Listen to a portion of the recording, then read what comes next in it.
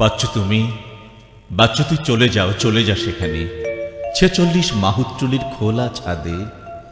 আমি ব্যস্ত, বড় ব্যস্ত। এখন তোমার সঙ্গে, তোর সঙ্গে বাক্যালাপ করার মতন একটুও সময় নেই। কেন তুই মিছে মিছে এখানে দাঁড়িয়ে কষ্ট পাবি বল? না, তোকে বসতে বলবো না কোশ্চেন কালেও।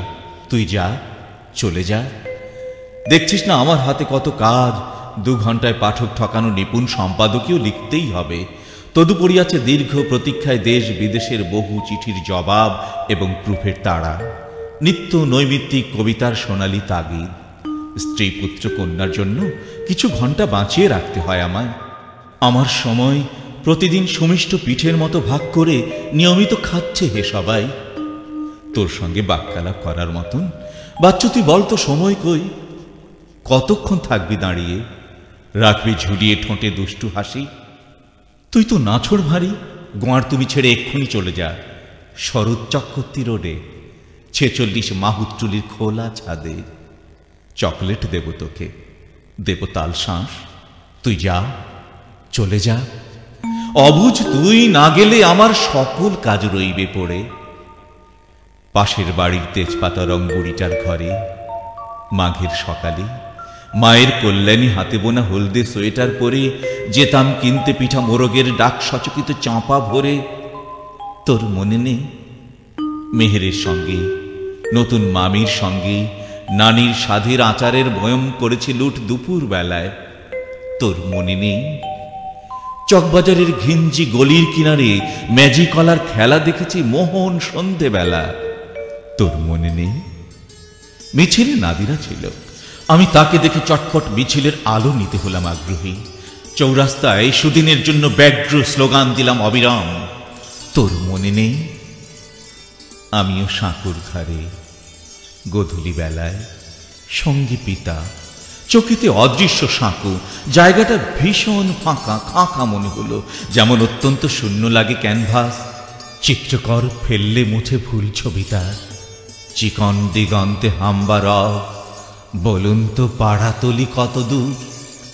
সঙ্গে তিনি হেঁটে যেতে যেতে দিতেন ফুলের নাম বলে। বলতেন, ওই যে ছোট্ট খরগোশ, অনেক দূরের বিল থেকে সদ্য আনা শিকারের বোঝাটা নামিয়ে রং বেরঙের পাখিগুলো শনাক্ত করতে ভিন্ন ভিন্ন নামে কি যে মজা পেতেন শিকারী। দীর্ঘকাল সত্যি আমি মসজিদে যাইনি।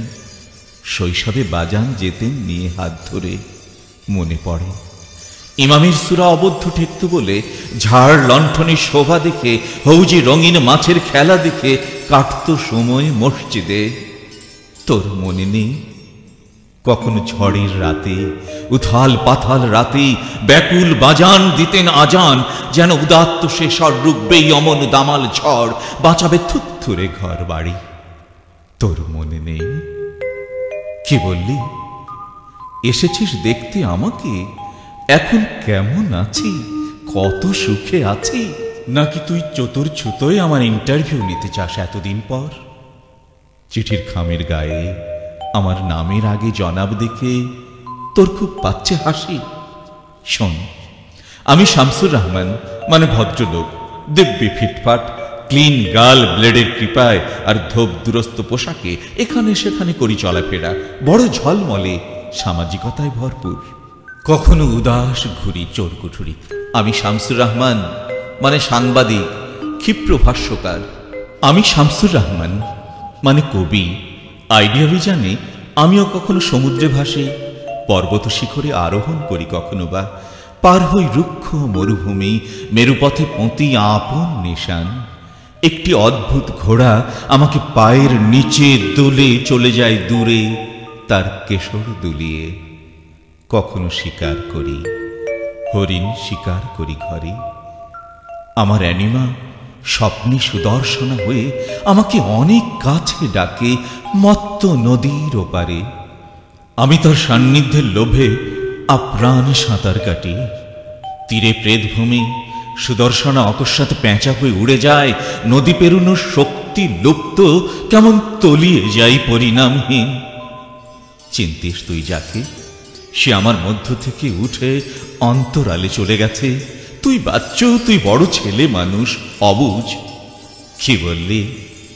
শামসুর রহমান নামক ধূসর ভদ্রলোকটির সমান বয়সী তুই? তবে কোন ইন্দ্রজালে আজও অমন সবুজ রয়ে গেলি 11 হারে। এই যে আমাকে দেখ, ভালো করে দেখ, দেখ খুঁটিয়ে খুঁটিয়ে। আমার জুলফি সাদা দীর্ঘশ্বাসে ভরা, দন্তশুলে প্রায়শ কাতর হই, চশমার পাওয়ার যাচ্ছে দ্রুত বেড়ে। এখন এই তো আমি ব্যস্ত, অবসন্ন, বিশ্রামের নেই মহলত, উজাড় মাইফেলের প্রেত ঘুড়ি হা হা বারান্দায়। এখন আমিও খুব সহজে ঠকাতে পারি। বন্ধুর নিন্দায় জোর মেতে উঠতে লাগে না 2 মিনিটও। কখনো বা আত্মীয়ের মৃত্যু কামনায় কাটে বেলা। পরস্ত্রীর স্তনে মুখ রাখার সময় বেমালুম ভুলে থাকি গৃহিণীকে। আমাকে ভীষণ ঘেন্না করছিস না রে? এখন এই তো আমি। চিন্তিস তুই যাকে? সে আমার মধ্য থেকে উঠে বিষম সুদূর ধুধু অন্তরালে চলে গেছে। তুইও যা, চলে যা।